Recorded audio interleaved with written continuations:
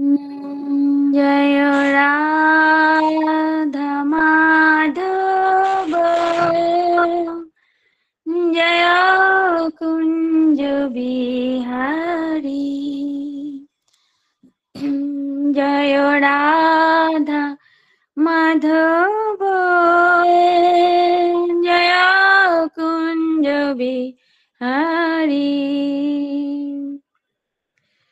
যশোদানন্দনা ব্রজজন রঞ্জন, যশোদানন্দনা ব্রজজন রঞ্জন। জয় রাধা মাধব, জয় কুঞ্জ বিহারী। জয় রাধা মাধব, জয় কুঞ্জ বিহারী। যশোদানন্দন ব্রজজন রঞ্জন, যশোদানন্দন ব্রজজন রঞ্জন, যশোদানন্দন ব্রজজন রঞ্জন, যশোদানন্দন ব্রজজন রঞ্জন। যমুনা তীর বনচারী, যমুনা তীর বনচারী। জয় রাধা মাধব, জয় কুঞ্জ বিহারী। জয় রাধা মাধব, জয় কুঞ্জ বিহারী। জয় শ্রী কৃষ্ণ চৈতন্য প্রভু নিত্যানন্দ, শ্রী অদ্বৈত গদাধর শ্রীবাসাদি গৌর ভক্তবৃন্দ। হরে কৃষ্ণ হরে কৃষ্ণ, কৃষ্ণ কৃষ্ণ হরে হরে, হরে রাম হরে রাম, রাম রাম হরে হরে।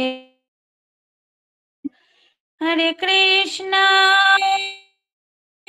হরে কৃষ্ণ, কৃষ্ণ হরে হরে, হরে রাম রাম রাম হরে হরে। হরে কৃষ্ণ কৃষ্ণ কৃষ্ণ হরে হরে, হরে রাম রাম রাম হরে হরে।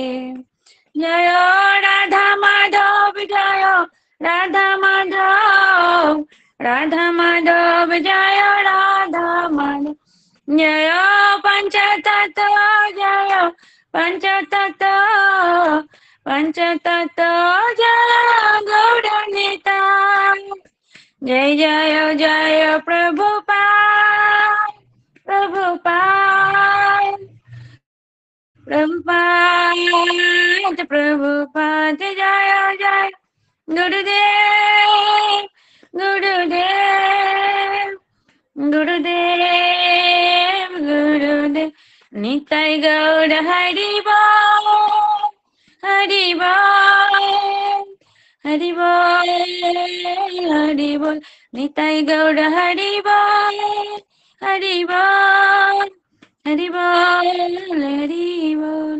গৌর প্রেমানন্দে হরি হরি বল। তো তিনি তার মধুরতম দর্শন ও শিক্ষা প্রচার করার উদ্দেশ্যে তার পরম অদ্ভুত লীলাবিলাস করার জন্য ভক্তরূপে নির্দিষ্ট সময় অন্তর অন্তর অবতরণ করে। তো ভগবান যুগে যুগে অবতীর্ণ হন। কখন? না পরিত্রাণায় সাধনায় বিনাশায় দুষ্কৃতম ধর্ম সংস্থাপনার্থায় সম্ভাবামি যুগে যুগে। তো ভগবান যখন দেখেন যে এই সাধুদের প্রতি অত্যাচার হচ্ছে, ধর্মের হানি হচ্ছে, তখন তিনি এই ধরাধামে অবতীর্ণ হন। তো তিনি যখন যখন যখন দরকার পড়ে, নির্দিষ্ট নির্দিষ্ট, এখানে বলতে নির্দিষ্ট নির্দিষ্ট সময় অন্তরান্ত অবতীর্ণ হন তিনি। তো যেমন ধরেন, এবার এখানে এই অর্থ এটাও বোঝাইতে চাচ্ছেন মহাপ্রভু যে তিনি কিন্তু প্রতিটা দাপর যুগে যে কলিযুগ আছে সেখানে কিন্তু তিনি অবতীর্ণ হন তা কিন্তু না। প্রতিটা দাপরের পরেই যে কলি, সেখানে তিনি কিন্তু মহাপ্রভু স্বয়ং অবতীর্ণ হন না। ব্রহ্মার কোন এক কল্পে এরকম একটা কিছু আছে, সেটা আমি সঠিক বলতে পারবো না, জানি না। এটা ততদিন পর পর তিনি অবতীর্ণ হন। তা আমাদের অনেক সৌভাগ্য এই কলিযুগকে, যারা জন্মগ্রহণ করেছেন বা আমরা যারা আছি, তারা এই কলিযুগে কিন্তু স্বয়ং মহাপ্রভু অবতীর্ণ হয়েছিলেন। আবার যে কবে হবেন সেটা একটা নির্দিষ্ট সময় আছে। তো সেহেতু এই কলিযুগে অনেকে বলে যে কলিযুগ খুব খারাপ, কলিযুগ হচ্ছে ঘোর কলি, এতে অনেক অত্যাচার অন্যায়, কিন্তু না, কলিযুগ কিন্তু অনেক ভালো। কারণ এখানে কি হয় না, শুধুমাত্র ভগবানের নাম করলেই ভগবত ধাম যাওয়া যায়, শুধুমাত্র ভগবানের নামের মাধ্যমে ভগবত ধাম যাওয়া যায়। আর একটা কি, এই কলিযুগে আমরা যদি কিছু মনে মনে ভাবি ভালো কথা, তাহলে আমাদের ভালো কিছু করব, ভালো কিছু দেখবো, ভালো কিছু বলবো, এরকম ভাবলেই আমাদের পুণ্যের সঞ্চার হয়। কিন্তু আমরা যদি কিছু খারাপ ভাবি তাহলে সেটা পাপ হয় না। তো সেই জন্য কলিযুগ হচ্ছে অনেক ভালো। আমাদের মতো কলিহত জীবদের উদ্ধারের জন্য এই কলিযুগ অনেক শ্রেষ্ঠ। তো সেহেতু এখানে বলছেন যে চিদাকাশে অসংখ্য বৈকুণ্ঠ লোক রয়েছে এবং সেই সমস্ত বৈকুণ্ঠ লোকে ভগবান তার নিত্য ভক্তদের সম্ভ্রম মিশ্রিত সেবা গ্রহণ করেন। তা বৈকুণ্ঠে কে থাকেন? বৈকুণ্ঠে থাকেন নারায়ণ। নারায়ণের যারা, যেমন ধরুন ভগবান একটা প্রবচনে বিজয় ভক্তি মহারাজ বলছিলেন যে উনি বলছিলেন যে দেবতারা হচ্ছে ঈশ্বর আর মহাদেব হচ্ছেন মহেশ্বর, বৈকুণ্ঠে যারা থাকেন তারা হচ্ছেন পরমেশ্বর, আর যারা আর যিনি থাকেন গোলক ধামে তিনি হচ্ছেন পরস্পর ঈশ্বর। তো সেহেতু এখানে বলছে যে চিদাকাশে অসংখ্য বৈকুণ্ঠ আছে। বৈকুণ্ঠ আর গোলক ধামের মধ্যে কি পার্থক্য আছে না, বৈকুণ্ঠের অধিপতি হচ্ছে নারায়ণ, তেনার যে অংশগুলো আছে, সেই যে আমাদের যেটা সৃষ্টিচক্র আছে না, তো সেইখান থেকে ওটা এসেছে। তো ওখানটাতে আমাদের যেমন ধরুন একটা বাড়ি, এই বাড়ির মধ্যে গোটা বাড়িতে যদি 10টা ঘর থাকে, তো বাড়িটা তো একজনেরই, বাড়ির মালিক যিনি সব থেকে বড়, কোনো বাড়িতে যদি দাদু থাকে, তো দাদু হচ্ছেন এই বাড়িটার মালিক। কিন্তু এই 7টা ঘরে তার 7টা ছেলে থাকে, তাই না? তো সে 7টা ঘর কিন্তু তার, 7টা ঘরই কিন্তু তার, তবুও কিন্তু কি হয়, 7টা ঘরে কিন্তু তিনি থাকেন না। তার কিন্তু গোটা বাড়ির মধ্যে একটা ঘর নির্দিষ্ট থাকে, তাই না? একটা ঘর নির্দিষ্ট, কিন্তু এমনিতে বলতে গেলে কিন্তু গোটা বাড়িতে ওনারই, কিন্তু সবকটা ঘরে কিন্তু উনি থাকেন না, তাই না? তো সেরকম এই যে বৈকুণ্ঠ হচ্ছে এই যে একটা বাড়ির সবগুলো ঘর যেখানে ভগবানের অনেক অনেক অবতার রূপী যে আছেন তারা থাকেন এক একটাতে। আর যিনি এই বাড়ির শ্রেষ্ঠ, ওই যে শ্রেষ্ঠ, তিনি থাকেন সবার উপরে একটা জায়গাতে, তিনি হচ্ছেন ভগবান শ্রীকৃষ্ণ। তিনি হচ্ছেন অনাদির আদি গোবিন্দ, সর্বকারণের কারণ। তাই দেখবেন গীতাতে সবসময় কি শ্রীকৃষ্ণ তো নিজেই বলছেন না অর্জুনকে এটা ওটা, অর্জুনের সময় অর্জুনের নাম নেওয়া হচ্ছে, কিন্তু কৃষ্ণের কিন্তু নাম বলছে না তো, কই কৃষ্ণ বলছে, বলছে না, কি ভগবান বলছে, কি ভগবান উবাচ, হ্যাঁ অর্জুন উবাচ ভগবান উবাচ, এখানে ভগবান বলছে। ভগবান বলতে হচ্ছে যে ওই যে রণক্ষেত্রে, কুরুক্ষেত্রের যুদ্ধে রণভূমিতে যিনি গীতার জ্ঞান দিচ্ছিলেন সেটা কে? সেটা হচ্ছেন বাসুদেব শ্রীকৃষ্ণ। তিনি বাসুদেব শ্রীকৃষ্ণ, তিনিও কিন্তু বৈকুণ্ঠে থাকেন, বাসুদেব শ্রীকৃষ্ণ উনি, সেই জন্য উনি বলছেন ভগবান বলছে। কিন্তু যিনি হচ্ছেন মানে আসল কৃষ্ণ, তিনি কে? তিনি হচ্ছেন ব্রজেন্দ্র নন্দন হচ্ছেন আসল শ্রীকৃষ্ণ। এটা হচ্ছে বসুদেব নন্দন। বসুদেব নন্দন, বসুদেব নন্দন কিন্তু এই বৈকুণ্ঠের অধিপতি, বৈকুণ্ঠে ওনার স্থান।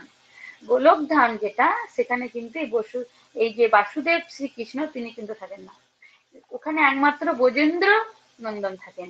সেই জন্য আমরা বলি না ব্রজস্ব তনয়া, আমরা কাকে আরাধনা করব? ব্রজের যে তনয়, সেই যশোদানন্দন। তো সেহেতু এই যে এটা একটা ভাগ আছে সবকিছু, তাই এটা ভগবান তো সবই, তিনি তার অংশ, আর তার মধ্যে কোনো মানে পার্থক্য নেই, সবই। তবুও তিনি যখন এরকম করেছেন সৃষ্টিচক্র, সেহেতু এটা বলতে হচ্ছে। তো তাই শ্রীকৃষ্ণ তার গোলক বৃন্দাবনে যে সমস্ত ধীর ও লীলা উপভোগ করেন, সেই সমস্ত লীলা তিনি প্রদর্শন করেন। তাই এই সমস্ত লীলা এতই আকর্ষণীয় যে তার স্বয়ং ভগবানকে পর্যন্ত আকৃষ্ট করে। তিনি নিজেই যেটা করেন সেটা তার নিজেকে মানে ভগবানকে আকৃষ্ট করে। কেন বলছে না? কারণ করছে কি, ভগবান করছেন না এই লীলাগুলো, ভগবান করছেন। কারণ ব্রজেন্দ্র নন্দন যেই শচীসুত হইল সেই বলরাম হইল নিতাই। তাহলে এই যে এখন শচীসুতকে মহাপ্রভু যে লীলাগুলো করছে, সেটা কে? ব্রজেন্দ্র নন্দন, স্বয়ং শ্রীকৃষ্ণ। মহাপ্রভু কিন্তু স্বয়ং শ্রীকৃষ্ণ, ইনি কিন্তু কোনো অংশ বা সপ্তাবত অবতার বা কোনো অংশ বিশেষ, এরকম কিন্তু কিছু না, ইনি হচ্ছেন স্বয়ং শ্রীকৃষ্ণ। তো এই স্বয়ং শ্রীকৃষ্ণ ইনি। তো এইগুলো দেখে কি বলছে যে ভগবান পর্যন্ত আকৃষ্ট হন। ভগবান উনার এই কীর্তিকলাপ, শ্রীকৃষ্ণের কীর্তিকলাপ দেখে, তার বাল্যলীলা দেখে ভগবান কি করছে? আকৃষ্ট হচ্ছে। তাহলে এখানে ভগবান কাদেরকে বোঝাচ্ছে? যারা বৈকুণ্ঠে বাস করছেন, যারা বাস করছেন তারা হচ্ছে যেমন উপেন্দ্র, তারপরে আমরা যে দাদার সঙ্গে গোবিন্দ, যারা যারা আছেন তারা সবাই মানে বৈকুণ্ঠে বাস করে। ওনারা কিন্তু এইগুলো দেখে আনন্দ উপভোগ করছেন। শ্লোক নাম্বার 29। মো বিষয়ে গোপীগণের উপপতি ভাবে, যোগমায়া কবিবেক আপন প্রভাবে। যোগমায়ার প্রভাবে গোপিকারা আমাকে তাদের উপপতি বলে মনে করে। তো প্রভুপাদ এখানে তাৎপর্য করেছেন যোগমায়া ভগবানের অন্তরঙ্গার শক্তি। তাহলে আমাদের ভগবানের দুটো শক্তি আছে, একটা হচ্ছে অন্তরঙ্গা শক্তি, একটা হচ্ছে বাহিরঙ্গা শক্তি। অন্তরঙ্গা শক্তি হচ্ছে মায়াদেবী, আর বহিরঙ্গা শক্তি হচ্ছে মায়াদেবী, আর অন্তরঙ্গা শক্তি হচ্ছে এই যোগমায়া। তো আমরা দেখছি যে এই শক্তির পর ভগবান আত্মবিস্মিত হন। এই শক্তির প্রভাবে তিনি ভগবান আত্মবিস্মিত হন এবং বিভিন্ন রসে তার শুদ্ধ ভক্তের কাছে প্রেমাস্বাদন পরিগণিত হয়।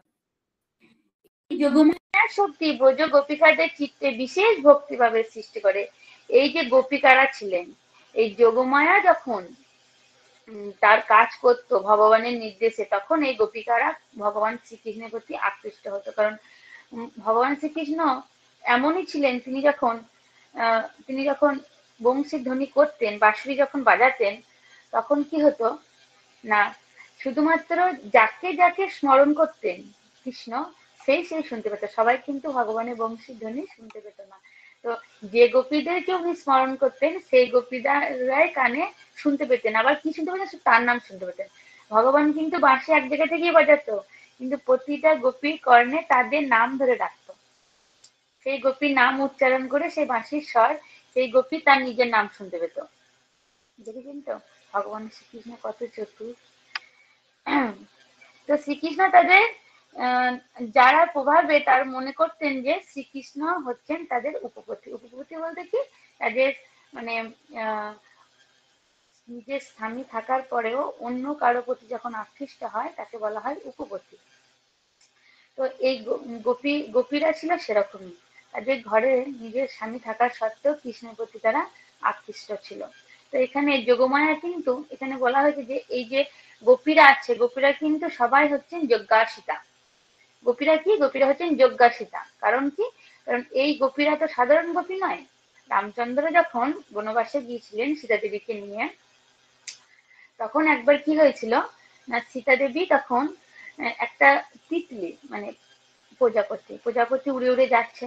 তো তার পিছন পিছন সীতা দেবী সেই প্রজাপতির মানে ধরার জন্য তার পিছন পিছন অনেক দূর চলে গিয়েছিলেন, এবং যাওয়ার পরে সেখানে তিনি পথ হারিয়ে ফেলেছিলেন।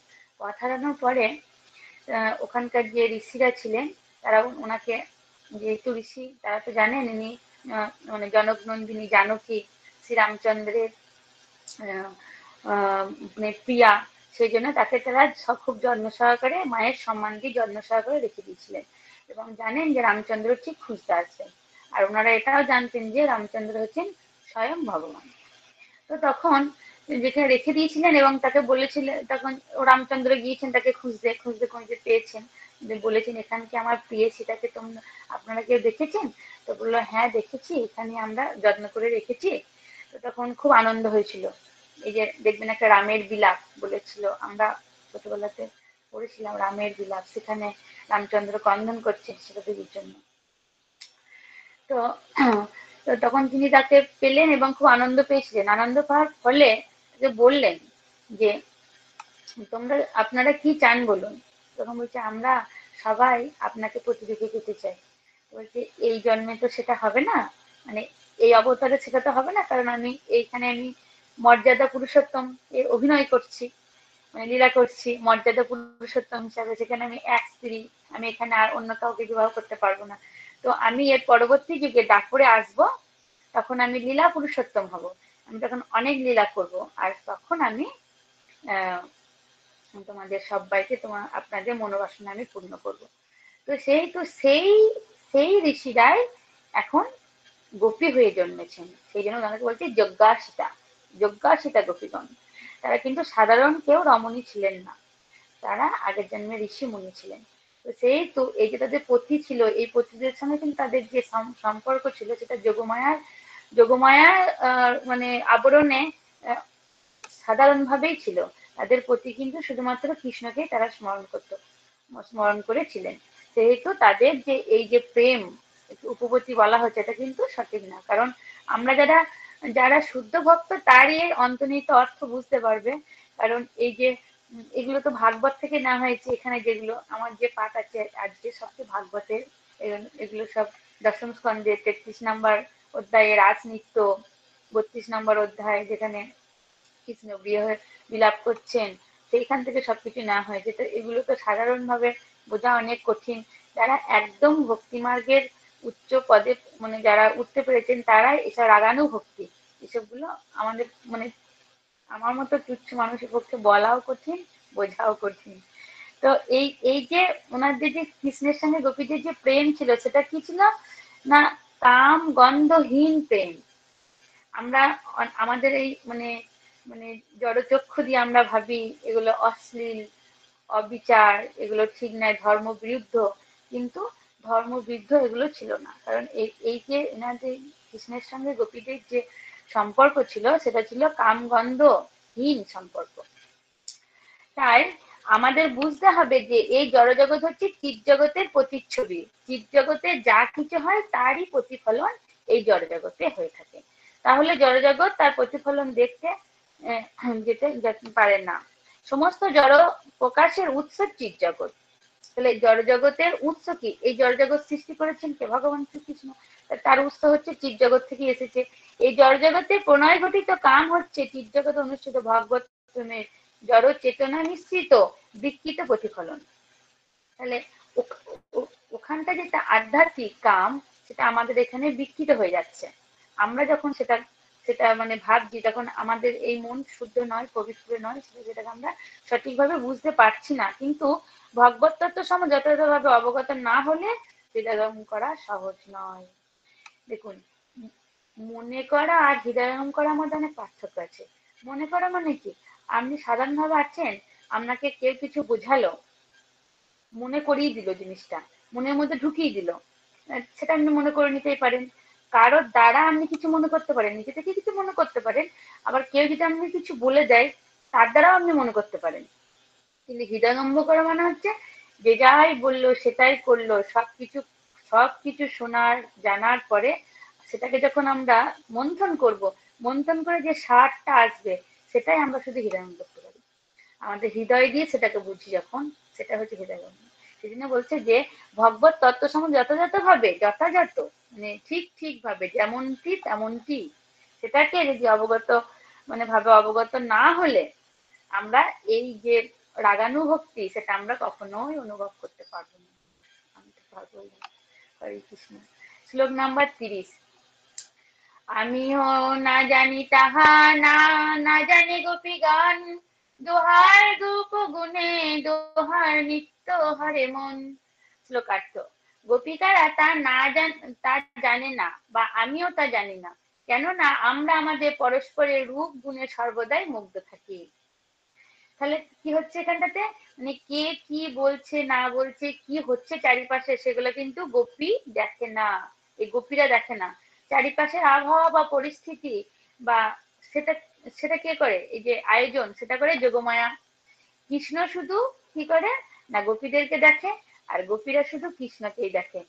এই আশেপাশে যা কিছু হচ্ছে সেটা শুধুমাত্র যোগমায়াকে নির্দেশ দিয়ে দেন ভগবান, যে যা কিছু করার করো, তারপরে যেটা করার আমি করব। তো সেটা সেই যোগমায়াকে যখন নির্দেশ দিলেন, যোগমায়া সব দিকে সে একদম অনুকূল পরিবেশ তৈরি করে দেয় যোগমায়া। তো এই যে গোপীরা ছিল, সবাই ছিল মানে অতি দিব্যাতি দিব্য যৌবন সম্পন্না, দিব্যাতি দিব্য যৌবন সম্পন্ন, মানে দিব্য শরীরধারী যৌবন সম্পন্ন। তবুও যারা দেখতে একটু খারাপ থাকতো কি কিছু, মানে মনে হতো যেন যোগমায়ার যে এর কোন অংশে কিছু কম আছে, যোগমায়ার যোগ শক্তির দ্বারা সেই গোপীদেরকে সুন্দর করে দিত। কারণ আমার প্রভুর কাছে যাবে, কিছু তো খুঁত থাকা যাবে না, না, একদম সব নিপুণ হওয়া চাই। সেই জন্য যদি গোপীদের কোনো অংশে কোনো একটু মানে খুঁত থাকতো বা একটু কমতি থাকতো, সেটাকে যোগমায়া তার যোগমায়ার সাহায্যে, মায়ার সাহায্যে সেটাকে সুন্দর করে দিত। সেই জন্য একদম অতি সুন্দর রমণী, মানে রমণীরা এই ভগবানের সঙ্গে রাস নৃত্য করেছিলেন। তো চিদাকাশে বৈকুণ্ঠ লোক সমূহে অনেক কর্তৃত্ব করেন নারায়ণ। দেখেছেন, একটু আগে আমি বললাম যে চিদাকাশে বৈকুণ্ঠ লোক সমূহের কর্তৃত্ব করেন নারায়ণ। বৈকুণ্ঠ লোকের অধিপতি হচ্ছেন নারায়ণ। নারায়ণের অনেক অংশ আছে, ওনারা সবাই বৈকুণ্ঠে থাকেন। তার ভক্তরা তারই মতো রূপ বিশিষ্ট, সেখানে শ্রদ্ধা ও সম্ভ্রম সহকারে ভক্তরা ভগবানের সেবা করেন। সেখানে যারা থাকেন তারা সবাই চতুর্ভুজভুজি নারায়ণের মতোই তার সেবা করছে। যেমন দেখবেন আমাদের যে ভাগবত গ্রন্থ আছে না, ভাগবত গ্রন্থ, সেই ভাগবত প্রথম স্কন্ধের যে আমাদের যে কভারটা আছে না, ওই কভারটাতে দেখবেন এই অনেক ছবি আছে, ছোট্ট ছোট্ট ছবি, অনেক হয়তো লক্ষ্য করেন না কো, তো ওগুলো দেখবেন সবার নাম লেখা আছে ওখানে নিচে নিচে, আর সবারই চতুর্ভুজি নারায়ণ ওখানে দেখবেন, একটু লক্ষ্য করে যার বাড়িতে ভাগবত আছে। তো চতুর্ভুজি নারায়ণ, এবং সবার নিচে নিচে তাদের নাম লেখা আছে, বৈকুণ্ঠে যারা থাকেন সবার নাম লেখা আছে। আর কি আছে না, ওনাদের হাত হাত সবার চারটে করে, কিন্তু অস্ত্রগুলো দেখবেন আলাদা আলাদা। কোনো সময় দেখবেন গদাটা বাম হাতে আছে, কোনো সময় গদা ডান হাতে আছে, কোনো সময় পদ্ম বাঁ হাতে, কোনো সময় পদ্ম ডান হাতে, কোনো সময় চক্রটা এই হাতে আছে, কোনো সময় গদাটাকে এরকম করে ধরে আছেন, কোনো সময় নিচের দিকে নামিয়ে আছেন। অনেক রকমের মানে বৈশিষ্ট্য আছে। এক একটা ভগবান ওখানে এক একটা বৈশিষ্ট্য, মানে এক একটা মুদ্রায় দাঁড়িয়ে আছেন। দেখবেন ওই ভাগবতের যে প্রথম স্কন্ধটা আছে মলাটটাতে, আকাশী কালের যে মলাটটা আছে না, ওখানে আছে। তো সেদিন বলছে যে কিন্তু এই সমস্ত বৈকুণ্ঠ লোকের ঊর্ধ্বে গোলক বা কৃষ্ণলোক। এই বৈকুণ্ঠ লোকের ঊর্ধ্বে আছে গোলক বা কৃষ্ণলোক, সেখানে আদি পুরুষ পরমেশ্বর ভগবান শ্রীকৃষ্ণ থাকেন। তাহলে সেখানেই থাকেন, কিন্তু আদি পুরুষ অনাদির আদি ভগবান, সর্বকারণের কারণ তিনি থাকেন সেখানটা কোথায় না, সেই গোলক ধামে। যেহেতু জড়জগতের ভক্তরা সেই বিষয়ে প্রায় কিছুই জানে না। আমরা যারা জড়জগতে বাস করি তারা তারা কিছু বুঝি না। আমরা তো সত্যি কথা বলতে আমরা তো জানতামই না যে কৃষ্ণই ভগবান। মানে সবাই সমান, মানে কালীও যা, দুর্গাও তাই, লক্ষ্মীও তাই, শিব মহাদেব সব তো আমরা একই রকম, মানে এক জায়গাতেই স্থান দিয়েছিলাম সবাইকে। প্রভুপাদ যদি আমাদেরকে এই শিক্ষা না দিতেন বা প্রভুপাদের আশ্রয়ে না এলে আমরা জানতে পারতাম না যে ভগবানকে, ব্রজেন্দ্র নন্দন ভগবান, সেই ভগবান যে কে সেটা আমরা জানতে পারতাম না। তো সে তো কি হয়েছে যে যেহেতু জড়জগতের ভক্তরা, যারা জড়জগতে থাকেন, এই জগতের সাধারণ মানুষরা, তারা কিন্তু বোঝেই না যে ভগবান শ্রীকৃষ্ণ কে, এবং তিনি যে একলে ঈশ্বর কৃষ্ণ আর সব ভিত্ত, সেটা কিন্তু এই জড়জগতের মানুষ কিন্তু বোঝে না। তো তাই ভগবান তাদের এই প্রেম বিলাস প্রদর্শন করার বাসনা করেন। গোলক বৃন্দাবনে পরক্রিয়া রসে প্রেমের বিনিময় ঘটে। বিনিময় ঘটে, পরকীয়া রসে প্রেমের বিনিময় ঘটে। তা এই যে ভগবান ভক্তের সঙ্গে কি করে, প্রেম বিনিময় করে। তো দেখুন একটা ভগবান ভগবান ভক্তের সঙ্গে কিরকম ছলনা করে দেখুন। তো একবার কি হয়েছে, একটা ভক্ত মানে বসে ধ্যান করছে। তো তিনি ধ্যান করে ধ্যানে দেখছেন যে মানে ভগবান এসেছে। তো ভগবান এসেছে দেখেছে, দেখার পরে তাকে ধ্যানের মধ্যে ছুটে ধরতে গিয়েছে। যে ধরতে গিয়েছে মানে বনে তো জঙ্গলে তো ধ্যান করে না, তো গিয়ে তো অনেক গাছ গাছালি আছে, তো জটাটা মাথা থেকে খুলে গিয়েছে, খুলে পড়ে গিয়েছে, মানে খুলে গিয়েছে জটা, এখানে বাটা থাকে না, জটা জটা খুলে পড়ে গেছে। পড়ে যাওয়ার পরে তখন তিনি সেই জটা খোলা নিয়ে বসে আছেন।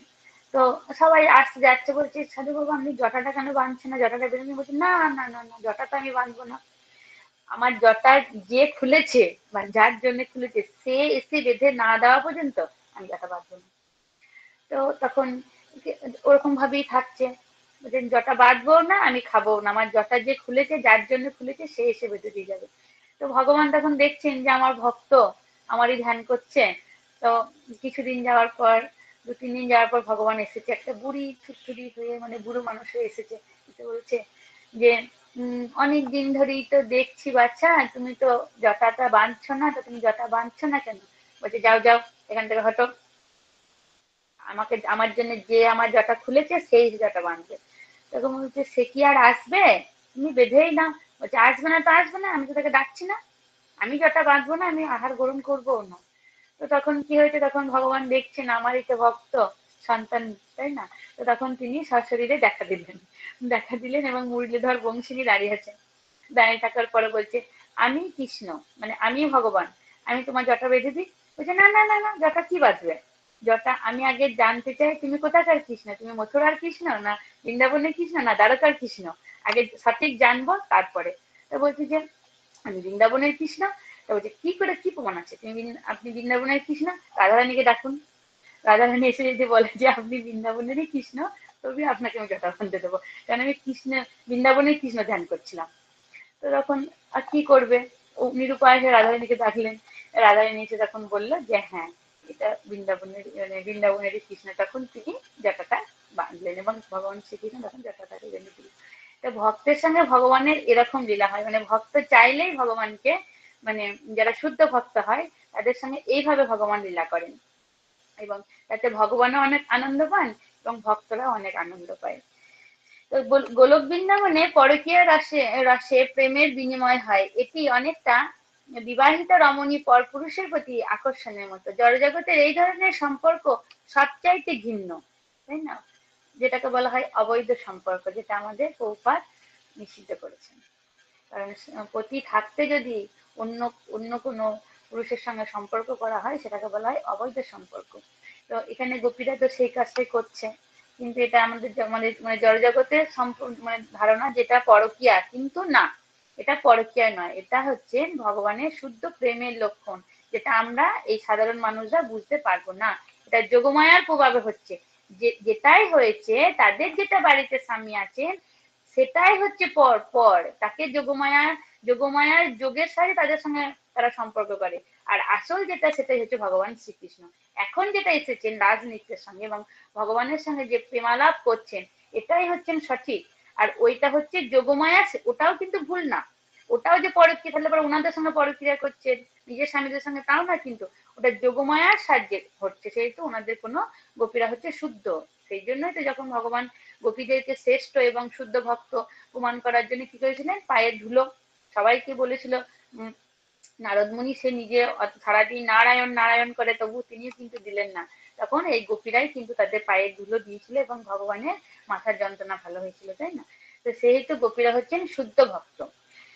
তারা দৈব প্রকৃতি বা যোগমায়ার আশ্রিত, তারা ছিলেন যোগমায়ার আশ্রিত, আগেই বললাম তারা যোগমায়ার আশ্রিত। যোগমায়া তাদের যে গোপীরা যাই ক্রিয়াকলাপ করে ভগবানের সঙ্গে সব কিন্তু যোগমায়ার দ্বারা হয়। যোগমায়া এমন এক অবস্থার সৃষ্টি করেন যেখানে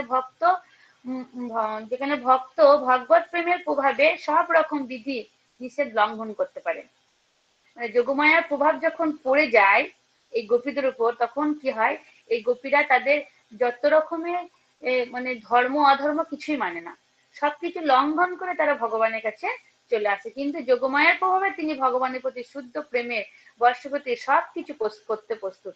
যোগমায়া এমন তাদেরকে প্রভাব বশীকরণ করে না, যোগমায়া সেরকম গোপীদের বশীকরণ করে, মানে মানে পুরো জীবনটাই গোপীদের যোগমায়ার বশে চলে, যোগমায়ার বশে চলে।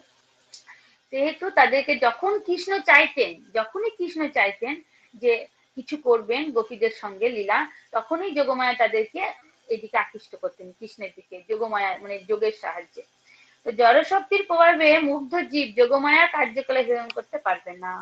যারা এই জড় জগতে, যারা যাদের হৃদয়ের মধ্যে ভগবত চেতনা বা আধ্যাত্মিক চিন্তাধারা থাকবে না, বা যারা গীতা ভাগবত পড়বে না, তারা কখনোই ভগবানকে দেখুন, আমাদের এই পৃথিবীতে ভগবানকে কজন জানে? যদি বা কেউ জানে, কজনই বা মানে? যদি বা কেউ মানে, কজনই বা আচার বিচার করে? যদি বা কেউ আচার বিচার করে, বা শুদ্ধভাবে আচার বিচার করে? যদি বা শুদ্ধ আচার বিচার করে, কজনই বা বিধি ভক্তি মানে মানে বিধিভাবে করে? কিছু লোক যদি বিধিভাবেই করে, ভক্তিভাবে কজন করে? তাই না?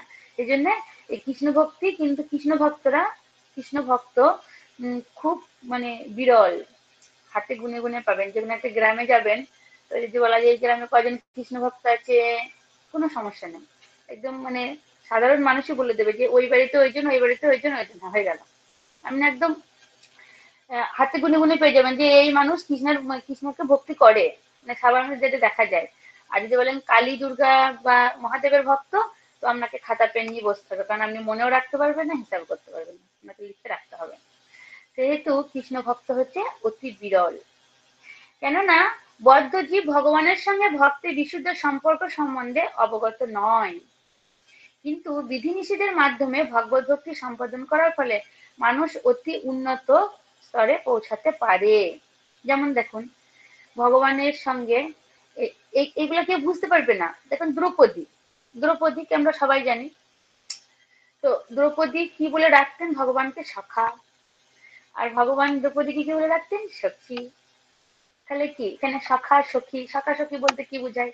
তো শিশুপাল তো বলেই দিয়েছিল, শিশুপালের যে 100টা অপরাধ ছিল না, তার মধ্যে এখানে এই অপরাধটাও ছিল। শিশুপাল বলেছিল, হ্যাঁ আমি কি বুঝি না, তোমাকে কেন সখা বলে, তুমি কেন সখী বলো, তোমাদের মধ্যে যে কি সম্পর্ক আছে সেটা কি আমি জানি না?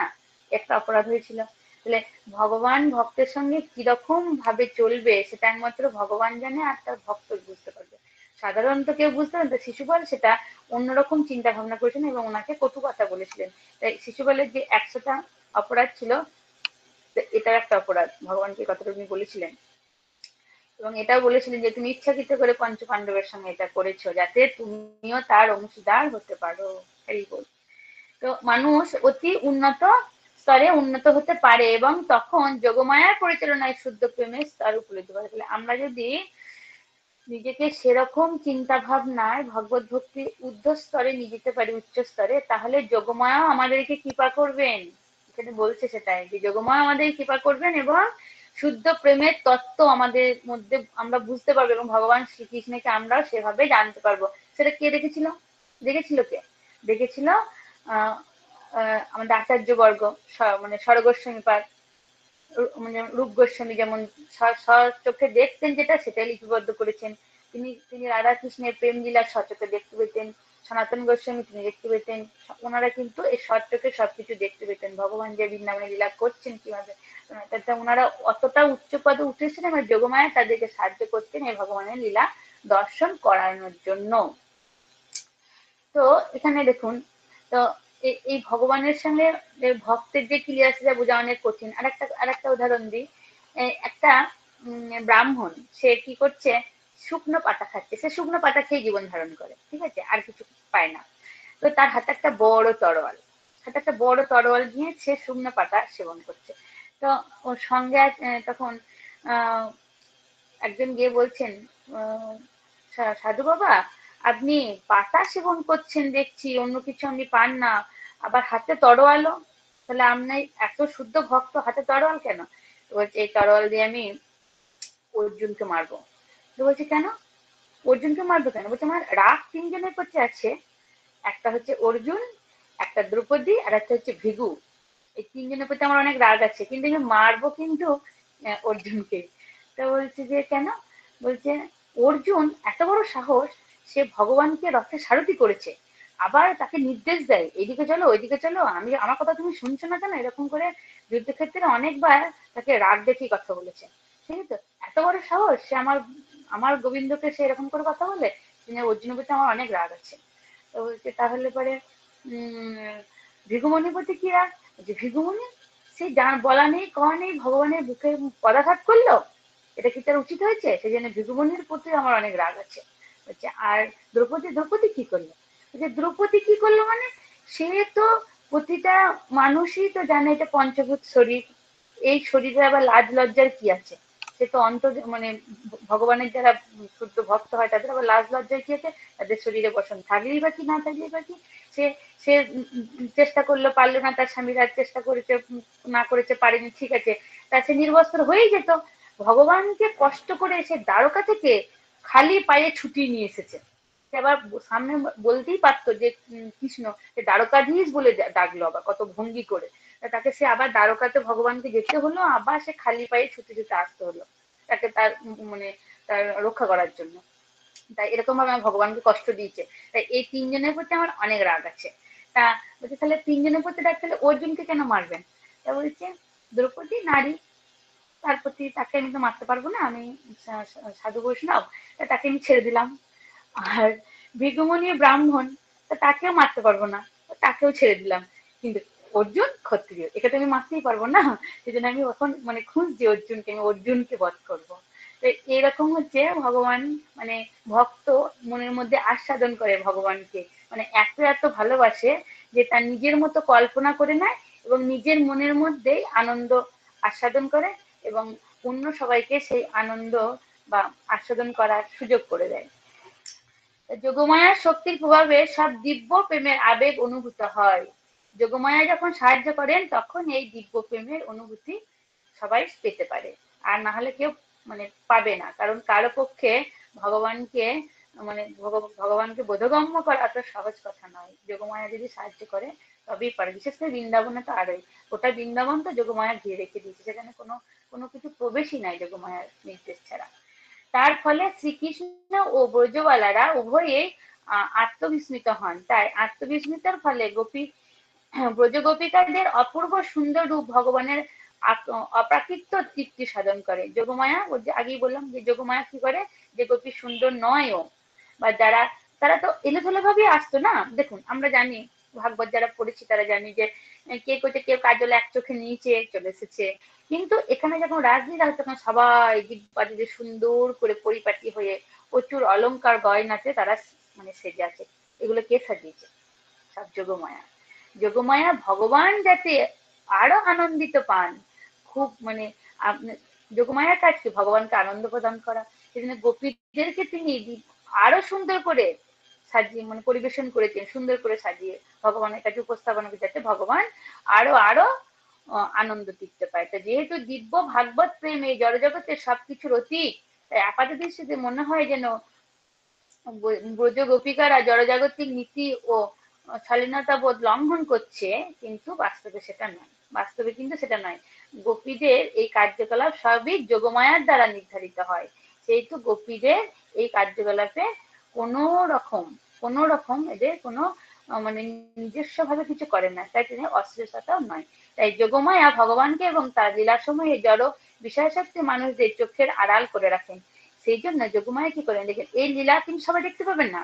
যাদের মনের মধ্যে কুটিল প্যাঁচ আছে বা যারা শুদ্ধ ভগবত ভক্তি লাভ করতে পারেনি, তারা এই রাসলীলা দেখতে পাবেন। যখন লক্ষ্মী দেবী এসেছিলেন রাসলীলা অংশগ্রহণ করতে, কিন্তু তার মনে, তাকে যখন মানে ঢুকতে দেওয়া হলো, বলছে তুমি আমাকে ঢুকতে দেবে না? তুমি জানো আমি কে? আমি বৈকুণ্ঠের অধিপতি বিষ্ণু নারায়ণ, তার আমি স্ত্রী।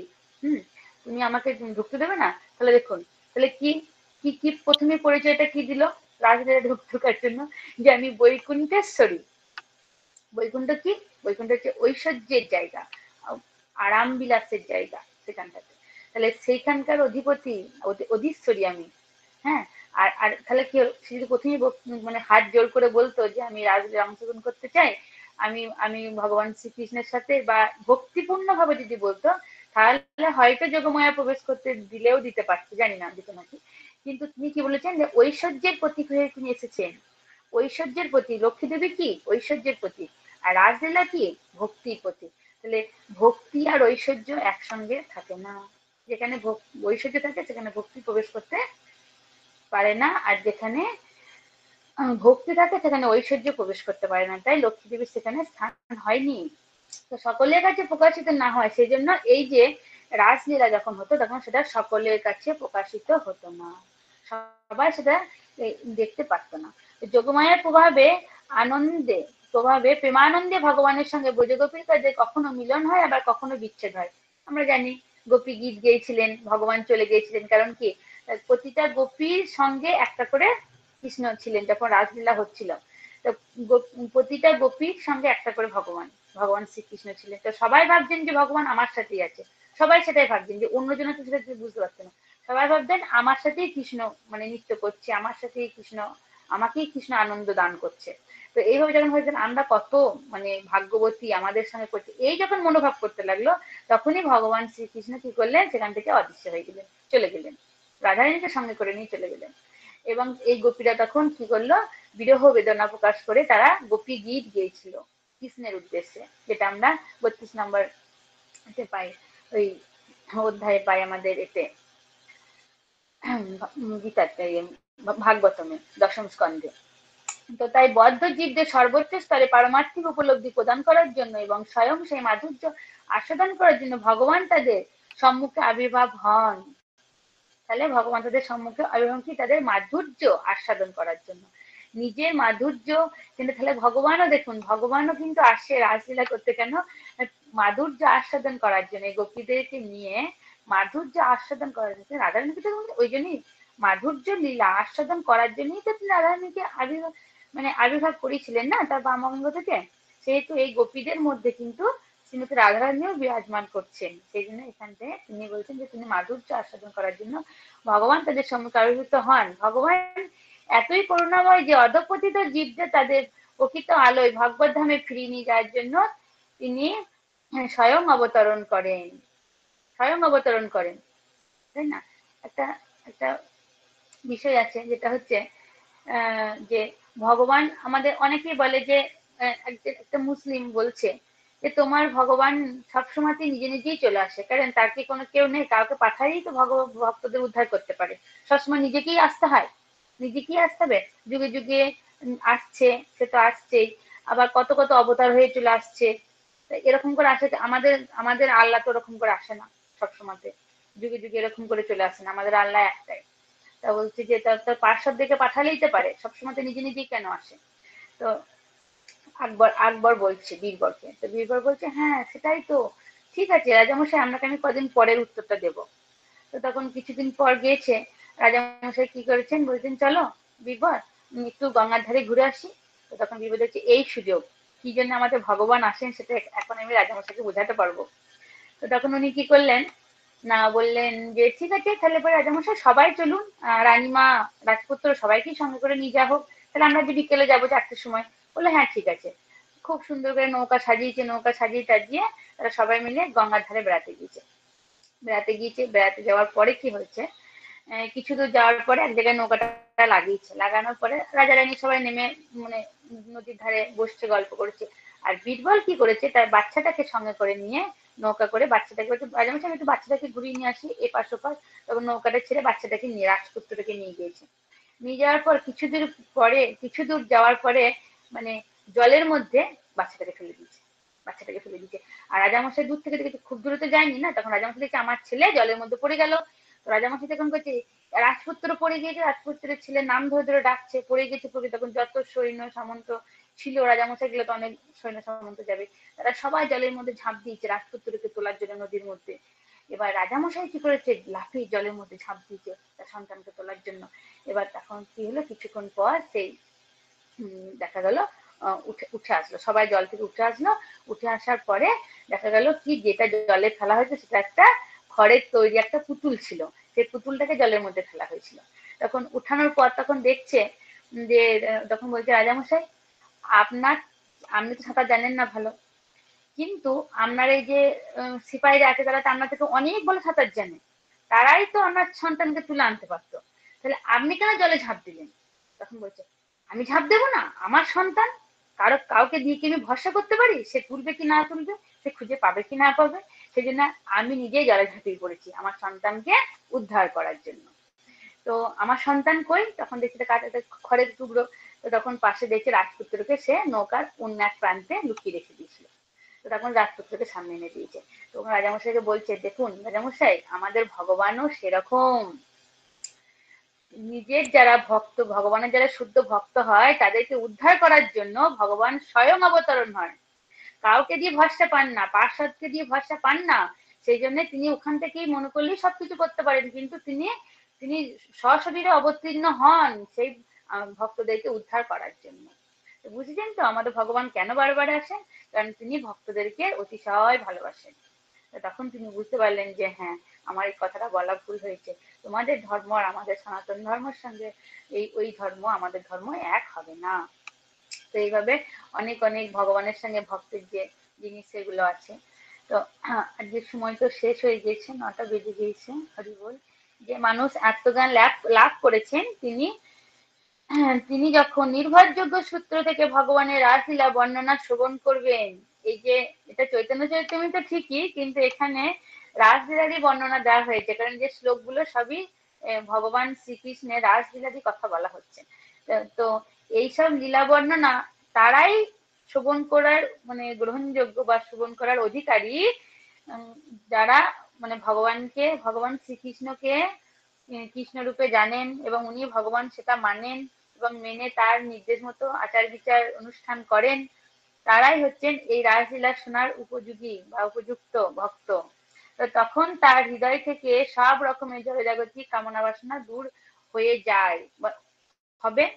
যারা ভক্ত হবে তারাই শোনার উপযোগী হবে, এবং যখন তারা এটাকে সঠিকভাবে শুনবে তখন তাদের মধ্যে যত জড়জাগতিক কামনা বাসনা আছে সবকিছু দূরে চলে যাবে এবং তারা ভগবানের ধাম অবস্থান করতে পারবে। হরে কৃষ্ণ, হরি বল।